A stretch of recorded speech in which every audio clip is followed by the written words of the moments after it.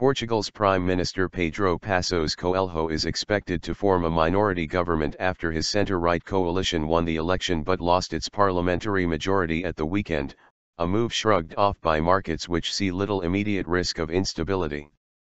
Portuguese shares rose more than 2%, largely in line with other European stock indices, while bond yields were steady to lower in early trade on Monday after hitting their lowest level in 5 months soon after opening. President Anibal Cavaco Silva must name the new prime minister after talking to all political leaders. Passos Coelho would be the first leader in Europe to be re-elected after imposing hardships on voters under international bailout packages that followed the start of the sovereign debt crisis in 2009. After saying he was ready to form a government while suggesting he may have to compromise on policies, most analysts saw a good chance for relative political stability and the continuation of budget consolidation policies. Passos Coelho's defeated socialist rival ruled out forming part of a left-wing negative majority of those who create obstacles. The president is expected to try to convince Passos Coelho's center-right alliance and the center-left socialists of Antonio Costa to form a centrist coalition, but the socialists are unlikely to agree. Passos Coelho's alliance is made up of his Social Democrats and rightist CDS-PP. With 99.2% of parishes in the country counted, the ruling coalition had around 38.3% of the vote, while the socialists had 32.4%. The results showed the government with 104 seats in the 230-seat parliament, short of the 116 it would need for a majority.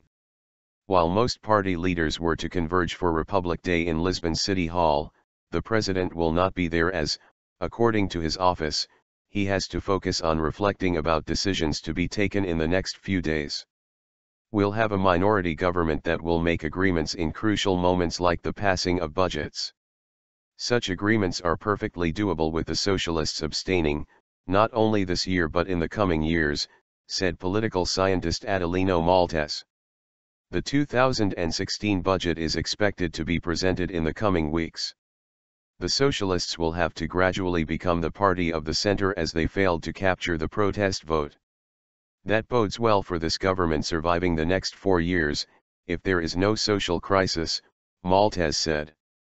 Markets appeared to brush off concerns about a minority government in the country of 10 million even though there is no history of minority administrations surviving a full term in Portugal since the 1974 overthrow of the fascist regime installed by dictator Antonio Salazar. It's likely to be a minority government formally, but the socialists are fairly close in their views on budget consolidation with the government. So we see all of this as reassuring and do not expect any impact on the economic outlook in the short run, said city economist Giada Gianni. In the longer run, the ability to pass reforms may be somewhat diminished, she said. Passos Coelho's coalition government raised taxes while cutting public spending, but argued during the campaign that the country was now beginning to see the fruits of those measures with a gradual return to growth after 3 years of recession. The election was the first since Portugal exited an international bailout last year.